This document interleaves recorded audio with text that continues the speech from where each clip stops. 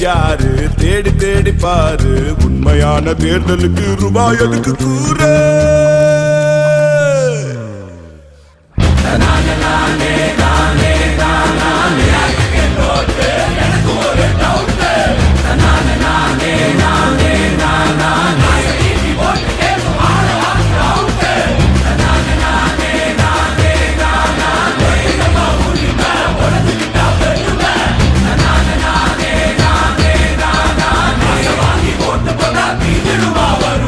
நல்லவங்க யாரு